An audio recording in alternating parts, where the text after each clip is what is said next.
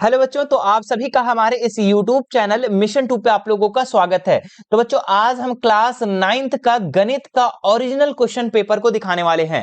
Jharkhand board JAC board का class 9th का mathematics का ओरिजिनल क्वेश्चन पेपर, ठीक है। और ये जो पेपर है, जो बच्चे अभी क्लास 9th में हैं और अपना एग्जाम का प्रिपरेशन कर रहे हैं, उन बच्चों के लिए है, ठीक है। जो 2023 और 24 वाले सेशन के बच्चे हैं, ठीक है, उनके लिए बहुत ही ज्यादा ये वीडियो इंपॉर्टेंट है। तो यदि मेरे प्यारे बच्चों आप भी क्लास 9th में हो तो आप इस वीडियो को शुरू से लेकर अंत तक जरूर देखना। और आपके अगर कोई भी साथी क्लास 9th में होंगे और अपना एग्जाम का प्रिपरेशन कर रहे होंगे, उन्हें शेयर जरूर कर देना। चलिए स्टार्ट करते हैं और इसके जो भी क्वेश्चन दिए गए हैं, सारे क्वेश्चन को हम लोग एक एक करके बढ़िया तरीके से हम लोग सॉल्व करने वाले हैं। चलिए स्टार्ट करते हैं। वीडियो को स्टार्ट करने से पहले मेरे प्यारे बच्चों, ठीक है, हमारी इस वीडियो को लाइक जरूर कर देंगे और वीडियो को अंत होने के बाद आपको लगा हो कि हमारी इस वीडियो से हेल्प हुआ है, ठीक है, आपको फायदा हुआ है, तो हमारे इस वीडियो को ज्यादा से ज्यादा शेयर कर देंगे। चलिए इसका पहला क्वेश्चन आप देखेंगे, ठीक है। क्या लिखा हुआ है? निम्न में कौन परिमेय संख्या है, ठीक है।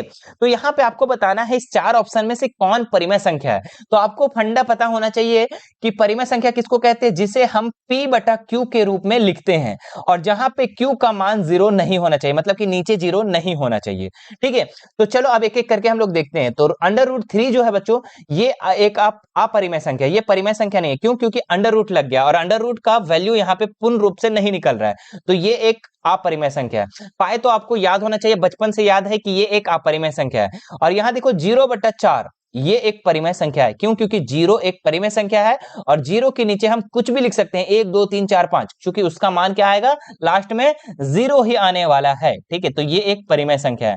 सर ये चौथा परिमेय संख्या है कि नहीं है? नहीं बाबू, ये परिमेय संख्या नहीं है। क्यों? क्योंकि हम बोल दिए थे P बटा Q के रूप में लिख तो सकते हैं, लेकिन Q का मान नीचे, जो Q देख रहे हैं आप, नीचे कभी 0 नहीं होना चाहिए, ठीक है। तो ये भी कट गया, तो इसका ऑप्शन नंबर 3 इसका राइट हो गया। चले नेक्स्ट क्वेश्चन में हम लोग बढ़ते हैं और दूसरा क्वेश्चन को हम लोग सॉल्व करते हैं।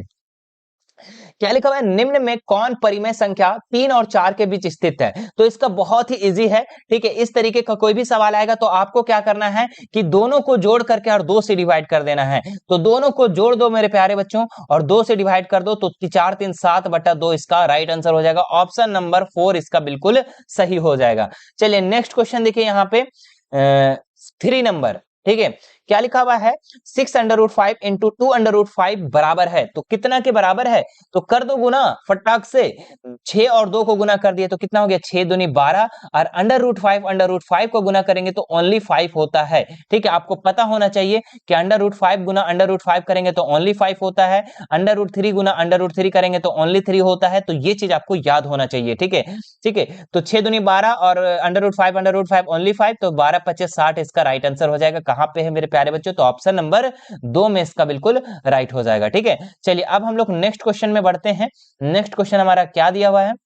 चौथा नंबर सवाल, ठीक है। काफी इंपॉर्टेंट सवाल है बच्चों, ठीक है।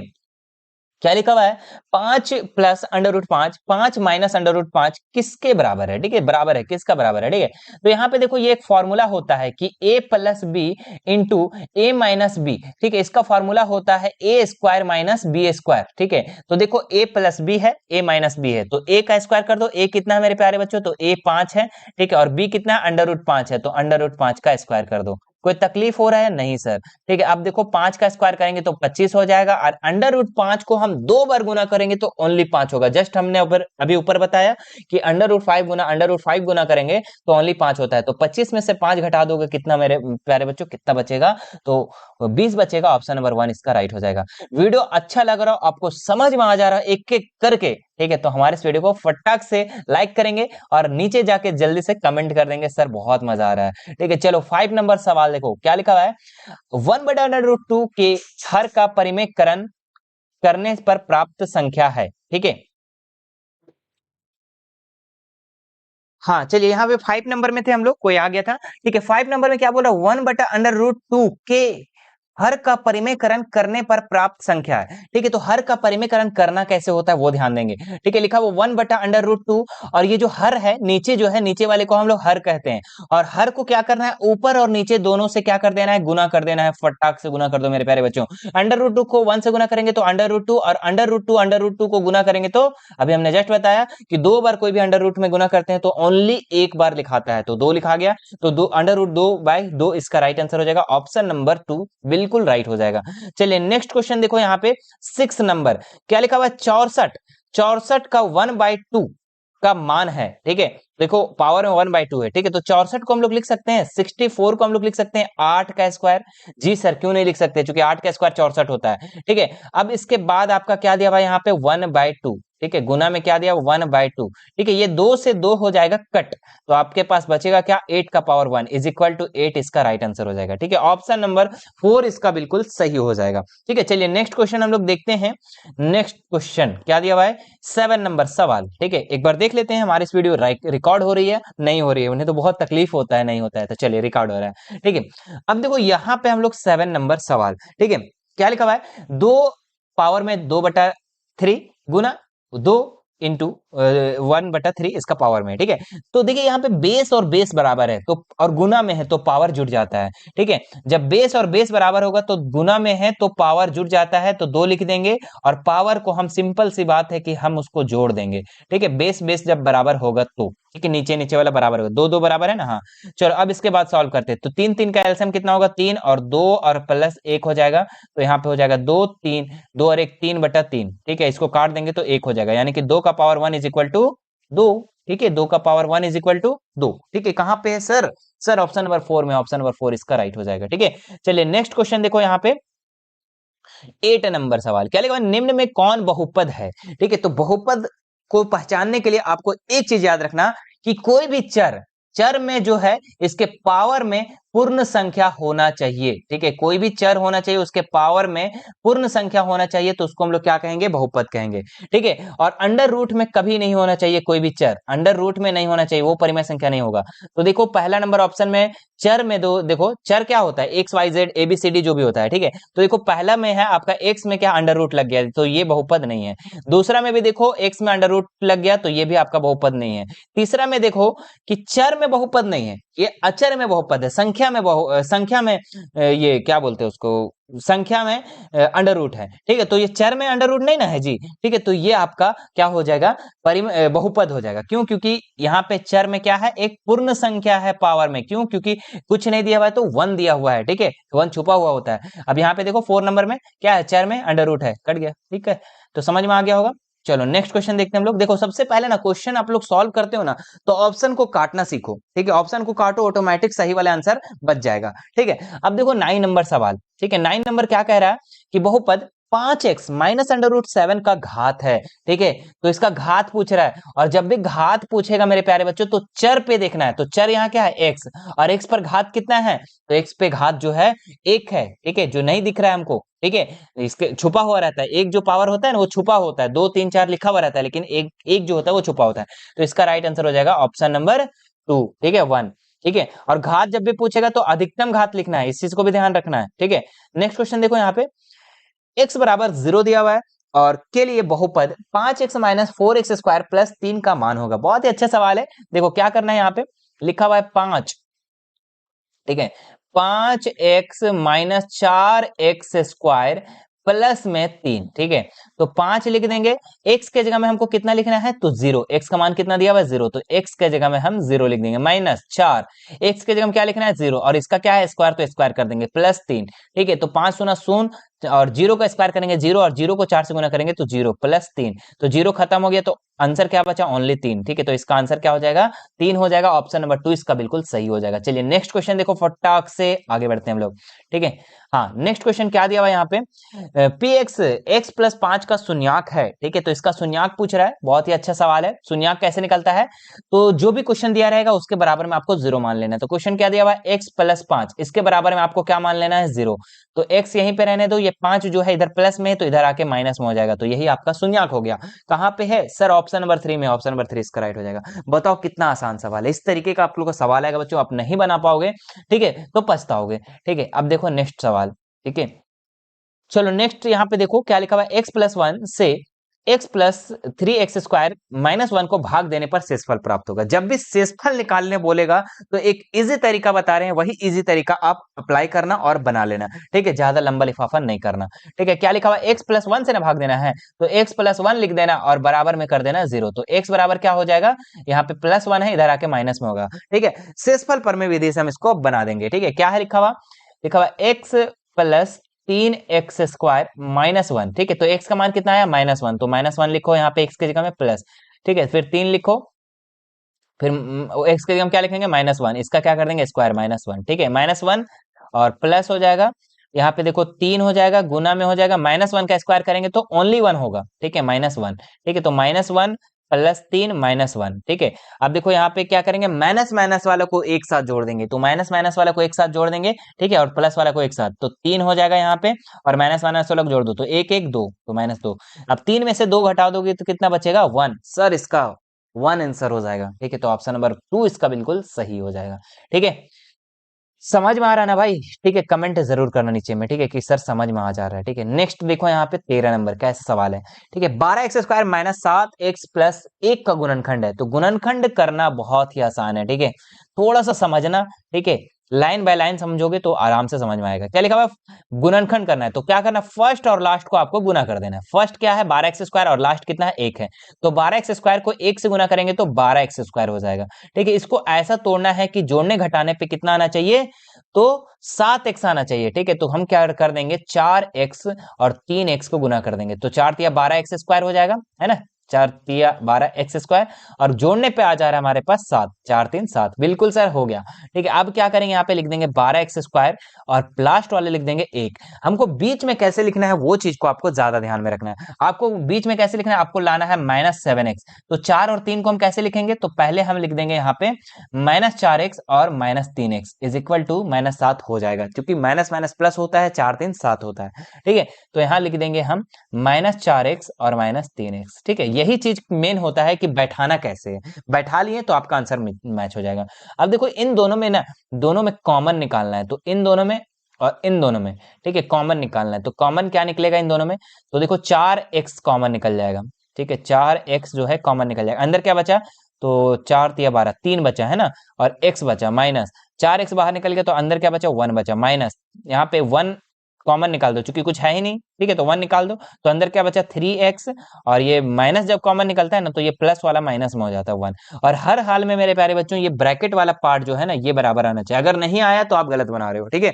चलो अब क्या करेंगे, हम यहाँ पे 4x + -1 एक जगह लिख देंगे, ये वाला और ये वाला पद को एक जगह लिख देंगे, और जो ब्रैकेट में जो मिल गया उसको हम एक जगह लिख देंगे, 3x - 1, ठीक है। यही आपका आंसर हो गया, यही आपका 2 गुणनखंड हो गया। कहाँ पे है, तो सर ऑप्शन नंबर 1 में है, ऑप्शन नंबर 1 इसका राइट हो जाएगा, ठीक है। चल बाबू नेक्स्ट क्वेश्चन हम लोग देखते हैं। हाँ 14 नंबर सवाल जो है क्या लिखा हुआ है, x - 1 px दिया हुआ है, और px बराबर x² + x + k का एक गुणनखंड हो तो k का मान होगा, ठीक है। चलो बहुत ही अच्छा सवाल है आपका, लिखा हुआ है, देखो यहाँ पे लिखा हुआ है x - 1 है ना, x - 1, तो इसके बराबर में आपको सबसे पहले 0 ले लेना है, और x का मान एक्चुअल में निकाल लेना है, तो x का मान कितना आ गया, 1, क्योंकि माइनस में इधर आके प्लस में। अब x का मान निकल गया तो आप px में बैठा दो, आंसर आ जाएगा, ठीक है। px कितना दिया हुआ है, x² + x + k, यही ना दिया हुआ है, तो x के लिए हम क्या लिखेंगे, हम लोग 1 लिखेंगे, प्लस 1 का स्क्वायर, फिर प्लस 1, है ना, फिर उसके बाद प्लस k, ठीक है, कोई दिक्कत नहीं सर, ठीक है। 1 का स्क्वायर 1 होगा, 1 1 कितना हो जाएगा, 2 + k हो जाएगा, और बराबर में आप यहाँ पे 0 मान लेंगे, ठीक है, आपको 0 मान लेना है, ठीक है। अब यहाँ पे k को यहीं पे रहने दो, ठीक है, k को यहीं पे रहने दो, ये 2 जो है इधर आके किस में हो जाएगा, माइनस में हो जाएगा, तो k का मान हो गया सर -2, ठीक है। तो -2 कहाँ पे है, तो ऑप्शन नंबर 4 में है, ठीक है।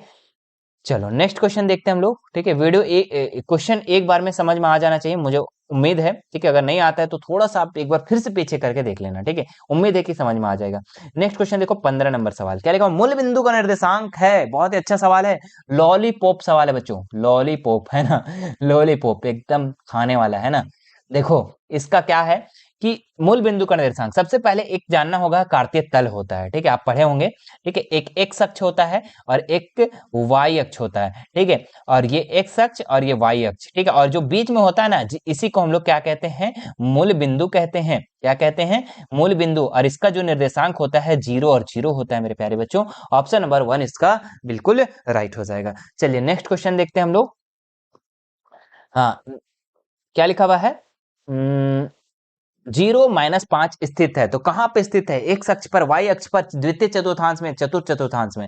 चलो इसको आपको सॉल्व करके बताते हैं, बहुत ही अच्छा है, ठीक है। सबसे पहले एक्स अक्ष खींच लो, ठीक है, और ये आप वाई अक्ष खींच लो, ठीक है, थोड़ा टेढ़ा जाएगा, कोई दिक्कत नहीं बाबू, समझ में आना चाहिए, एक्स अक्ष है, ये वाई अक्ष है, ठीक है। हम गिनती लिख देते हैं, थोड़ा समझ में आ जाएगा, ये एक्स है तो ये एक्स डैश है, ये वाई है तो यहाँ पे नीचे हो जाएगा वाई डैश, ठीक है। गिनती लिख देते हैं, 1 2 3 4 5, इस तरीके से जाता है, इधर इधर भी जाता है आपका 1, है ना, ऊपर जाते हैं 2, ठीक है, फिर 3, फिर 4 और ये 5, ठीक है। अगर x डैश की तरफ आएंगे तो माइनस में हो जाएगा, -1 -2 -3 -4 -5, ठीक है। नीचे आएंगे तो हमारा y डैश की तरफ तो भी माइनस होगा, -1 -2 -3 और -4 और -5, ठीक है। इस तरीके से आपको पहले कर लेना है। अब देखो यहाँ पे 0 और 5, ठीक है, 0 जो है ना, देखो 0 और 5, तो 0 आपका x का मान हो गया और y हो गया -5 हो गया, ठीक है। यही चीज दिया हुआ, मतलब पहले x होता है बाद में y होता है, तो x वाले में देखो 0 कहाँ है, तो सर x वाले में 0 जो है यहाँ पर है, ठीक है। y कितना है, -5,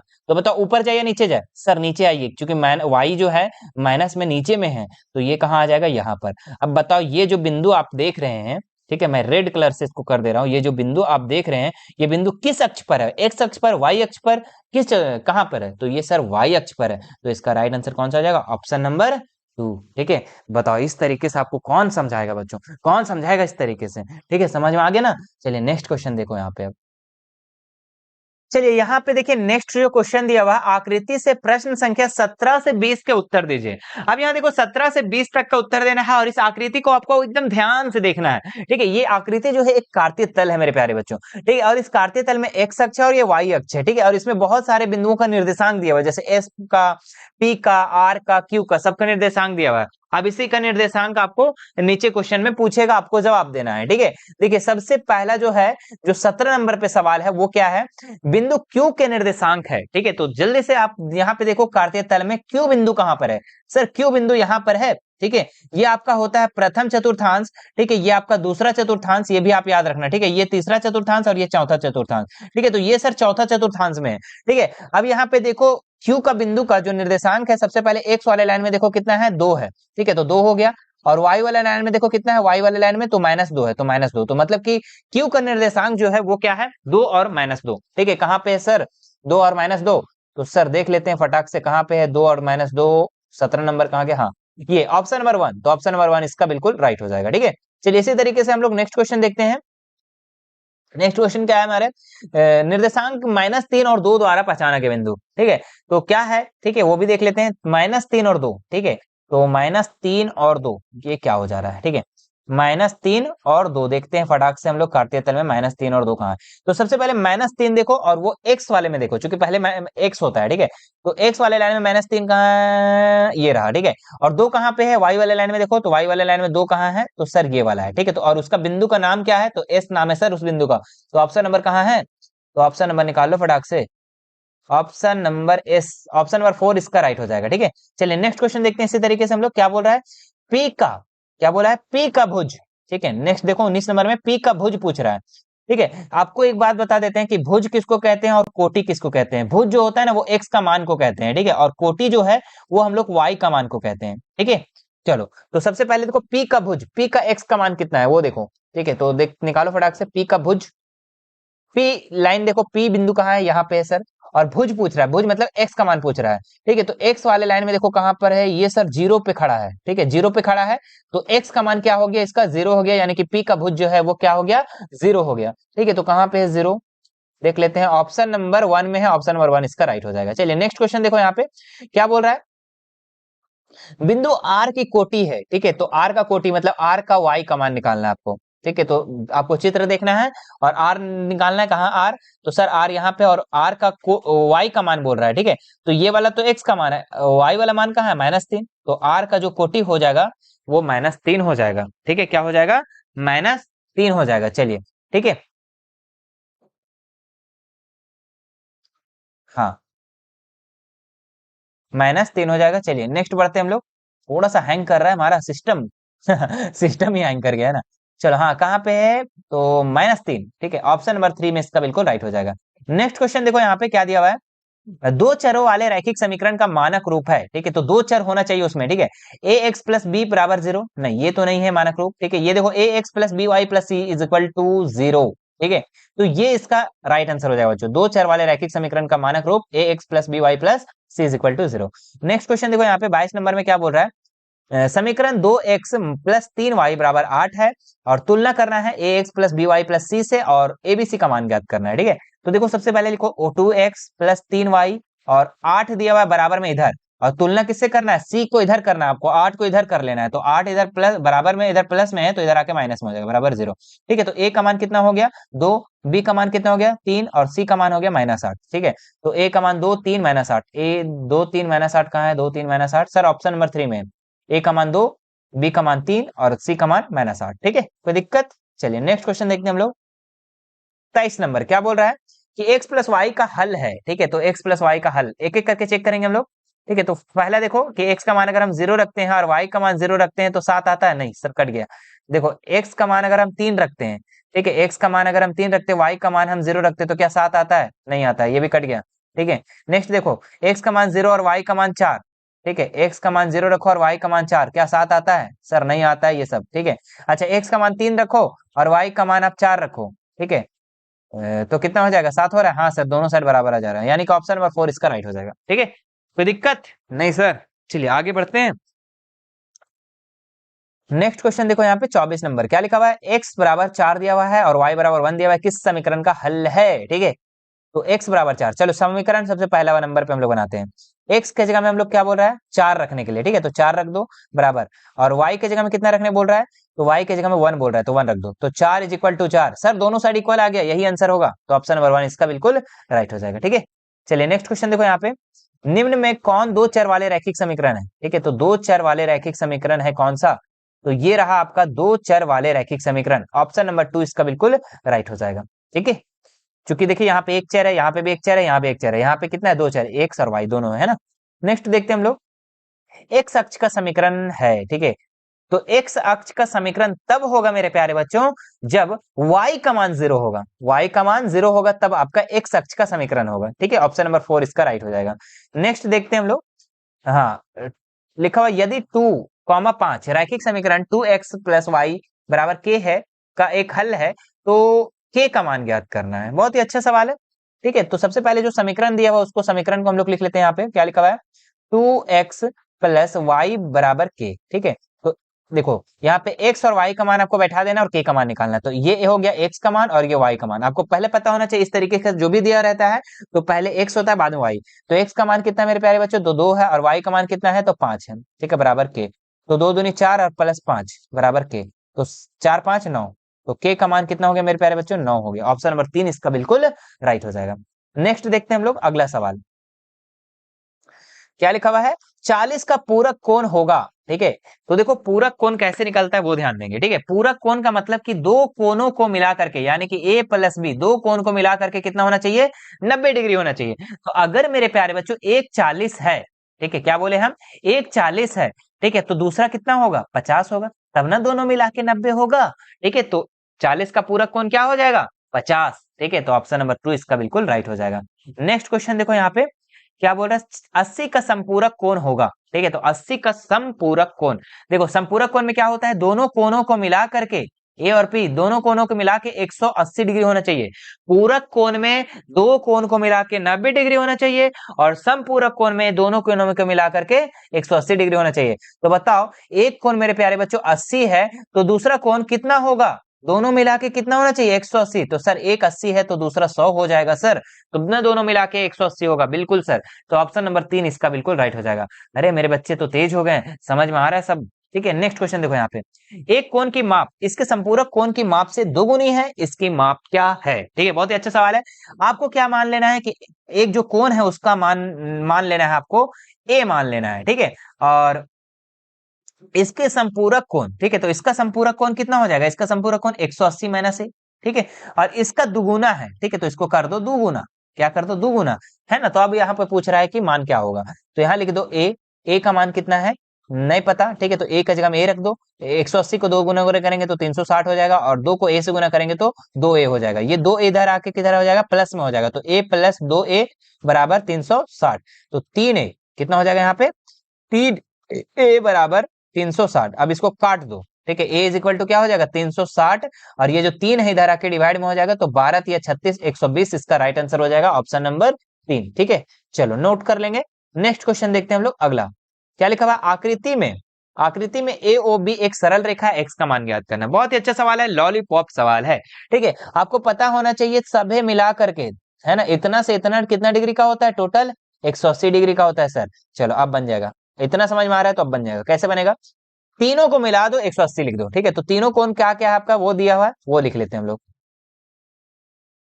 चलिए, तीनों कोण क्या क्या दिया हुआ है? तो एक दिया हुआ है x प्लस 20 डिग्री, और दूसरा जो दिया हुआ है 2x दिया हुआ है, और तीसरा दिया हुआ है x, और तीनों मिला के कितना होना चाहिए? 180 होना चाहिए। ठीक है, तीनों कोणों को मिला करके कितना होना चाहिए? 180 होना चाहिए।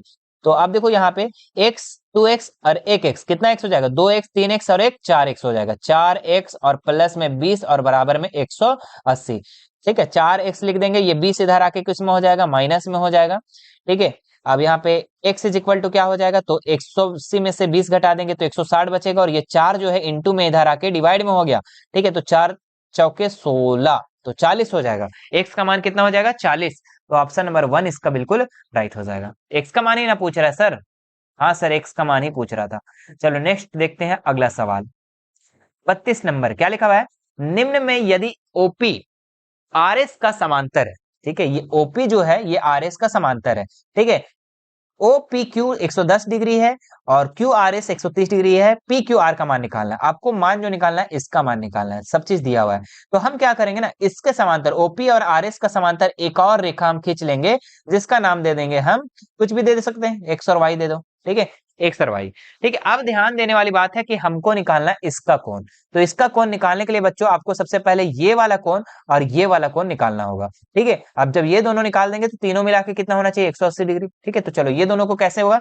तो अगर ये 130 डिग्री है बच्चों, ठीक है, तो ये कितना डिग्री का होगा? आपको पता होना चाहिए कि दो समांतर रेखा होता है तो एकांतर कोण के एक ही ओर के दोनों मिलाकर के कोण 180 डिग्री होता है। तो अगर 130 ये है तो ये कितना होगा? 50 होगा। दोनों मिलाकर देखो 180 हो रहा है कि नहीं? बिल्कुल। इसी तरीके से ये साइड भी देखो आप, अगर 110 इधर है तो यहाँ पे कितना डिग्री होगा?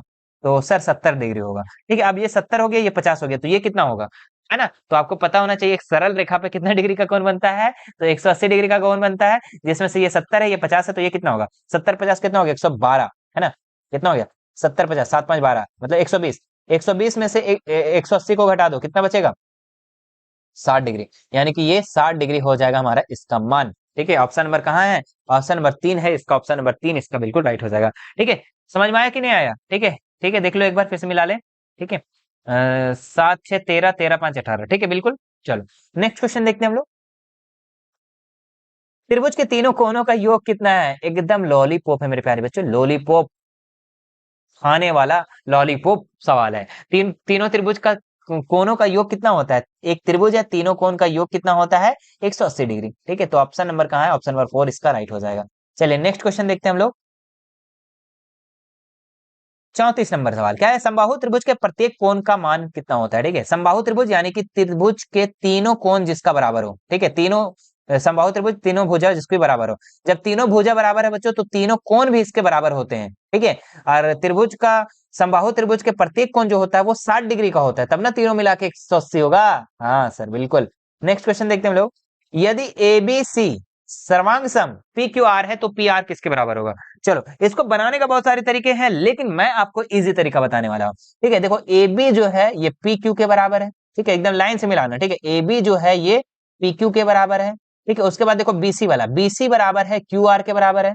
बीसी जो बराबर है वो क्यू आर के बराबर है।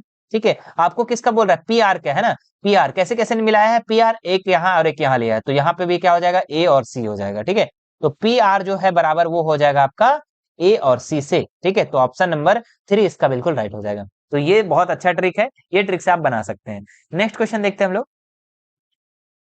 त्रिभुज एबीसी में ए बी बराबर ए सी दिया हुआ है, कोण बी 50 डिग्री है, सी बराबर है कितना के बराबर है। ठीक है, चलो बनाते हैं इसको। त्रिभुज एबीसी एक दिया हुआ है, इसको ड्रॉ कर लेते हैं हम लोग।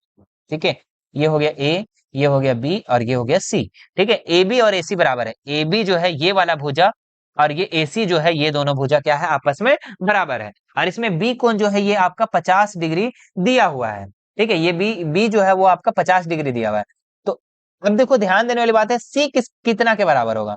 आपको पता होना चाहिए मेरे प्यारे बच्चों कि अगर बराबर भुजाएं के सम्मुख कोण भी बराबर होते हैं, अगर त्रिभुज में दो बराबर भुजा दिए गए हैं ना, तो उसके सम्मुख कोण भी बराबर होते हैं। तो देखो ये इसका जो सम्मुख भुजा है वो क्या है, एसी है, तो एसी बराबर है बी कोण का, तो ए बी बराबर है आपका सी का सम्मुख कोण वाला। ठीक है, तो यहाँ पे बी और सी भी बराबर हो जाएंगे। ठीक है, समझ में आ रही की बात नहीं। ठीक है, अगर ए बी भुजा और बी सी भुजा बराबर है तो इसके सम्मुख कोण भी बराबर होंगे। देखो इसका सम्मुख कोण ये और इसका सम्मुख कोण ये, तो दोनों बराबर होंगे। ऑप्शन नंबर 2 इसका बिल्कुल राइट हो जाएगा। नेक्स्ट क्वेश्चन देखते हैं हम लोग। त्रिभुज पी क्यू आर में कोण पी और कोण क्यू बराबर है, तो क्यू आर कितना के बराबर है। चलो इसको भी बनाते हैं, सेम उसी तरीके से, कुछ ज्यादा लोचा वाली बात नहीं है। ठीक है, ठीक है, यहाँ पे देखो पी क्यू आर दिया हुआ है, जिसमें बोला है क्यू आर, पी और क्यू बराबर है। ठीक है, पी और क्यू जो है ये वाला और ये वाला बराबर है। ठीक है, और क्यू आर कितना के बराबर है, तो क्यू आर, ये देखो क्यू आर, तो देखो ध्यान देने वाली बात है कि इसका सम्मुख भुजा कौन सा है, क्यू आर। पी का जो है सम्मुख भुजा कौन है, पी आर, और क्यू का जो है सम्मुख भुजा कौन है, पी आर। ठीक है, पी का क्यू आर है ना जी, सॉरी इसमें थोड़ा सा मिस्टेक हो गया, समझना। ठीक है, पी का जो सम्मुख भुजा है वो क्या है, क्यू आर, पी का जो है सम्मुख भुजा है वो क्यू आर है। ठीक है, और क्यू का सम्मुख भुजा पी आर है, क्यू का सम्मुख भुजा क्या है, पी आर। ठीक है, तो इसका मतलब की है पी और क्यू जब बराबर है तो क्यू आर पी आर के बराबर होगा। ठीक है, तो ऑप्शन नंबर 3 इसका बिल्कुल राइट हो जाएगा। नेक्स्ट क्वेश्चन देखते हैं हम लोग। यदि एक त्रिभुज एक कोण शेष दो कोणों के योग के बराबर है तो वह त्रिभुज कौन सा कहलाएगा। ठीक है, तो मेरे प्यारे बच्चों यदि एक कोण का शेष दो कोणों का योग के बराबर है तो वो समकोण त्रिभुज होता है, आपको पता होना चाहिए। ठीक है, कि मतलब कि एक त्रिभुज के एक कोण है ना, एक त्रिभुज का एक कोण दो कोणों का योग के बराबर होता है। बिल्कुल होता है कि नहीं, ये 90 होता है तो ये दोनों मिला के 90 होता है ना, अब ना 180 डिग्री होता है तीनों कोणों को मिला करके, बिल्कुल, तो ये समकोण त्रिभुज होता है, तो याद रखना। चलिए नेक्स्ट क्वेश्चन देखो, यहाँ पे बस लास्ट 2 सवाल बचे हुए हैं। क्या बोले, निम्न में से सर्वांग समता कसौटी है ना, तो कौन सा है, तो S A S, side angle side है मेरे प्यारे बच्चों, ऑप्शन नंबर 2 इसका बिल्कुल राइट हो जाएगा, बाकी कोई नहीं है। नेक्स्ट क्वेश्चन देखो, यहाँ पे क्या बोल रहा है, यदि त्रिभुज एबीसी सर्वांग सम त्रिभुज P Q R A B और पी क्यू के बराबर है, बी सी क्यू आर के बराबर है, तो कोण बी कितना के बराबर होगा। ठीक है, तो जब भी सर्वांगसम रहता है ना तो इसका कोण एकदम बराबर होता है। ठीक है, आमने सामने वाला बराबर होता है, जैसे कि ए के बराबर पी है, बी के बराबर क्यू है और सी के बराबर आर है कोण। ठीक है, यहाँ पे कोण भी मिला हुआ रहता है। तो देखो यहाँ पे ध्यान देने वाली बात है, क्या पूछ रहा है हम लोग कि बी कोण। ठीक है, बी कोण कितना के बराबर हो जाएगा, तो बी कोण हो जाएगा ये क्यू के बराबर, तो ऑप्शन नंबर 2 इसका बिल्कुल राइट हो जाएगा। ठीक है, तो इस तरीके से इसका आंसर बिल्कुल सही हो जाएगा। ठीक है, तो ये था मेरे प्यारे बच्चों आप लोग का 40 क्वेश्चन, जो कि आपका क्वेश्चन पेपर झारखंड बोर्ड का ओरिजिनल क्वेश्चन पेपर का क्वेश्चन है। ठीक है, उम्मीद है कि आपको ये सारे क्वेश्चन बहुत ही अच्छे तरीके से समझ में आ गए होंगे। ठीक है, जो क्वेश्चन नहीं समझ में आप हमें नीचे कमेंट कर देंगे, मैं कोशिश करूंगा उसके अगले वीडियो में आपको समझा दूंगा। ठीक है, बाकी आपको कोई भी दिक्कत होती है मेरे प्यारे बच्चों, ठीक है, तो आप हमारे इंस्टाग्राम, टेलीग्राम और व्हाट्सएप से जुड़ सकते हैं, जिसका लिंक मैं डिस्क्रिप्शन में नीचे दे दिया हूं, वहां से आप हमसे जुड़ के और बेझिझक कोई भी सवाल कर सकते हैं। और अपने एग्जाम का प्रिपरेशन करने के लिए बच्चों हमारे चैनल को अगर सब्सक्राइब नहीं किए होंगे तो सब्सक्राइब करके बेल आइकन बटन जो है, ठीक है, उसको दबा लेंगे। ठीक है, ताकि मेरी नई वीडियो का नोटिफिकेशन सबसे पहले आपको मिले। ठीक है, और थोड़ा सा वीडियो बच्चों मेरी रिक्वेस्ट है एक छोटी सी कि आप ज्यादा से ज्यादा शेयर करें, ठीक है, पूरे झारखंड में फैला दो हमारे इस वीडियो को, पूरे झारखंड में। ठीक है, चलिए मिलते हैं नेक्स्ट वीडियो में, थैंक यू सो मच।